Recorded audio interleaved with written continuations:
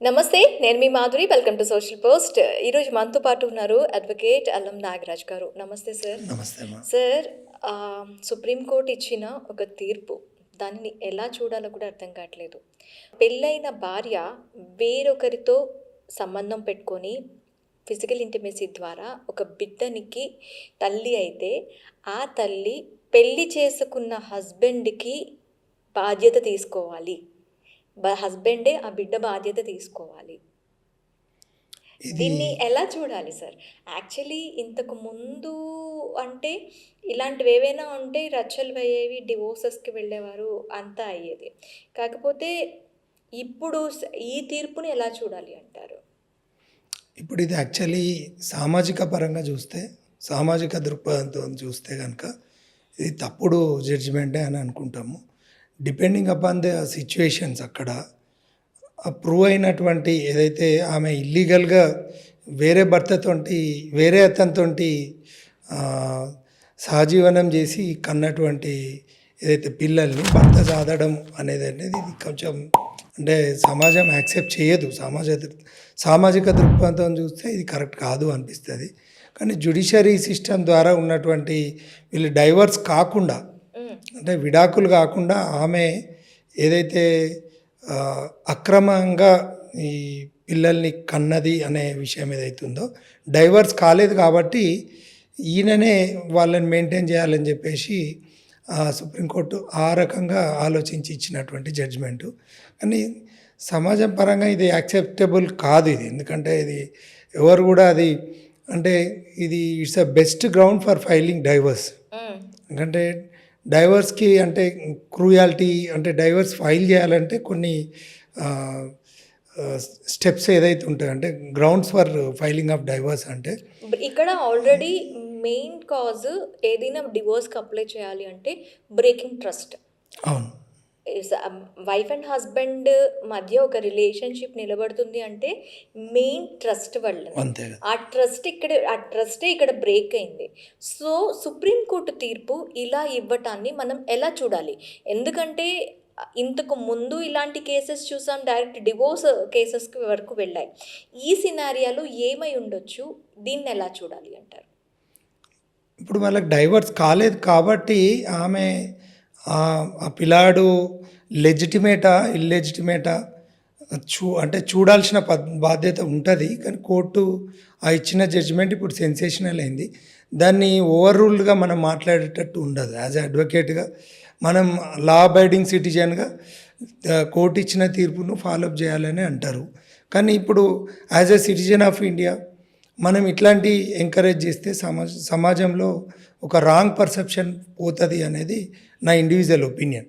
కానీ ఇది కరెక్ట్ కాదు ఇది. ఎందుకంటే దీన్ని సమర్థించే విధంగా కాదు. ఎందుకంటే అక్కడ వేరే అతనితో పిల్లలు కన్నది అంటే వెంటనే ఆమెకు డైవర్స్ గ్రౌండ్ ఇది. హస్బెండ్కి డైవర్స్ తీసుకోవడానికి ఒక బెటర్ గ్రౌండ్.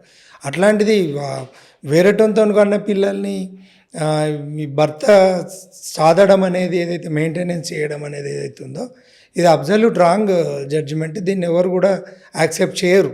అంటే భారతదేశం సంస్కృతి సాంప్రదాయాలు గల దేశం మన దేశంలో ఇట్లాంటి ఒక ఇల్లీగల్ ఇంటిమసీస్ ఇవన్నీ కూడా ఏదైతే ఉన్నాయో ఇట్లాంటివన్నీ కూడా కరెక్ట్ కాదు. సామాజిక దృక్పథంతో చూస్తే కరెక్ట్ కాదు. కానీ ఇక్కడ లా ఏదైతే ఉందో అక్కడ సిచ్యువేషన్ టు సిచ్యువేషన్ డిఫరెంట్ ఉంటుంది.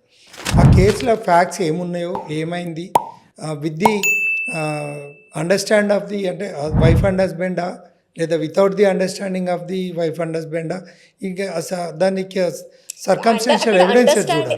కాదు సార్, అండర్స్టాండింగ్ అంటే కోర్టు వరకు రారు కదా, అది కూడా సుప్రీం కోర్టు వరకు వెళ్ళరు కదా. అవును.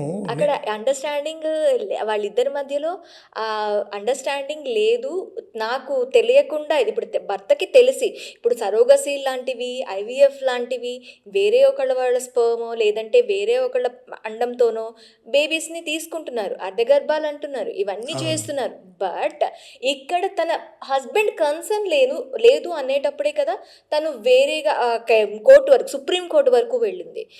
సో ఇక్కడ హస్బెండ్ కన్సర్న్ని చూడాల్సిన పని లేదా? ఎందుకంటే ఇంత అడల్టరీ కొట్టేసింది సుప్రీంకోర్టు. ఇప్పుడు మళ్ళీ ఇది వేరే ఒకళ్ళ బిడ్డ కూడాను డివోర్స్ తీసుకోకపోతే ఈ పాత హస్బెండే సాకాలి అనేది. ఎలా చూడాలి ఇవన్నీ? మన భారత సంస్కృతి మారుతుందా ఇలాంటి తీర్పులతో? 100% ఇప్పుడు సంస్కృతి సాంప్రదాయాలన్నీ కూడా ఇట్లాంటి జడ్జిమెంట్స్ వల్ల దేశంలో ఒక అనిశ్చితి వాతావరణం, ఎందుకంటే వైఫ్ అండ్ హస్బెండ్స్ మధ్యలో కానీ ఒక మ్యారేజ్ అనే ఒక బాండేజ్ దాని మీద కూడా ఇది దెబ్బపడే పరిస్థితులు ఉంటాయి. ఈ జడ్జిమెంట్ అయితే ఎట్టి పరిస్థితుల్లో కరెక్ట్ కాదు. ఎందుకంటే వేరేటంతో కన్న పిల్లల్ని ఈ ఏదైతే లీగల్ వెడ్డెడ్ హస్బెండ్ సాధడం అనేది కరెక్ట్ కాదు. ఇది ఎట్టి పరిస్థితుల్లో డిస్కషన్స్ కూడా కరెక్ట్ కాదు. ఓకే. అవునండి.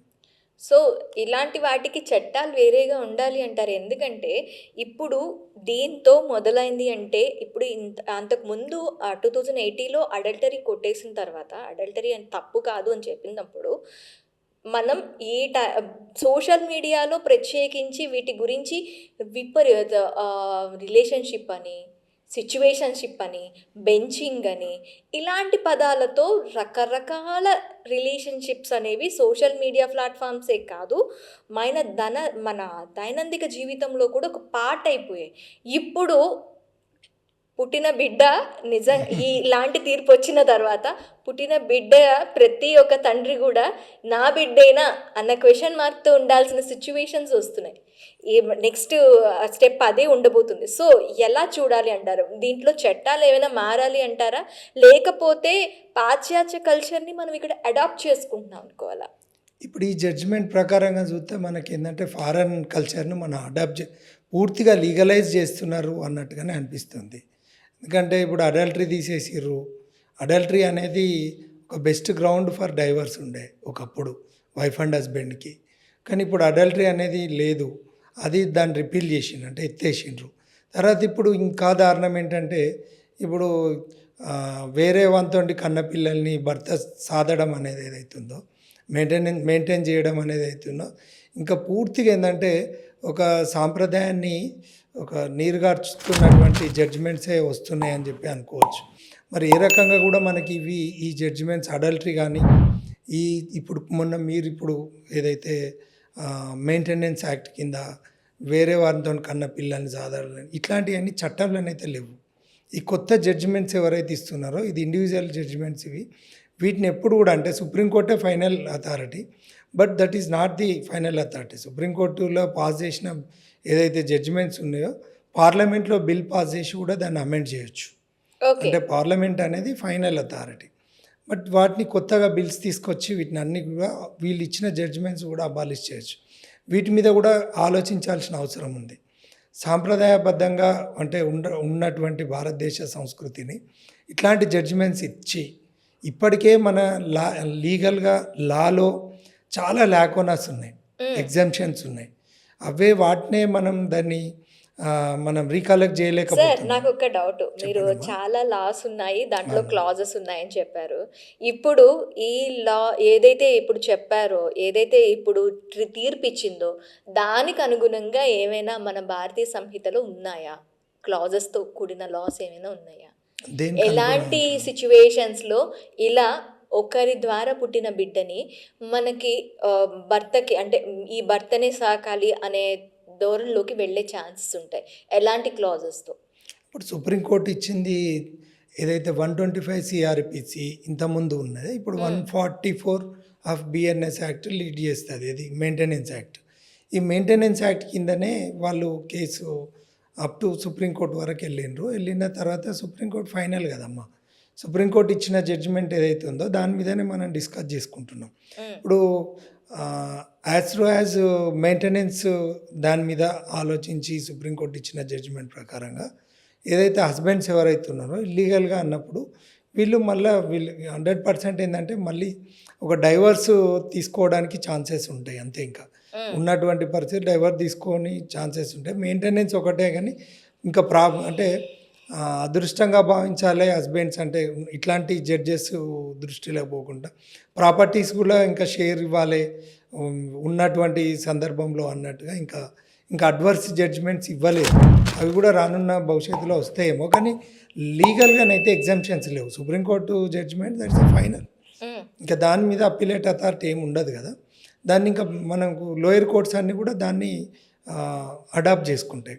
దాని ఓకే. బేస్డ్గానే జడ్జిమెంట్స్ ఇస్తారు. సో, ఇది కరెక్ట్ కాదు అని మీరు చెప్తారు. 100% కరెక్ట్ కాదు ఇది. Okay sir. Thank you thank you. Very much.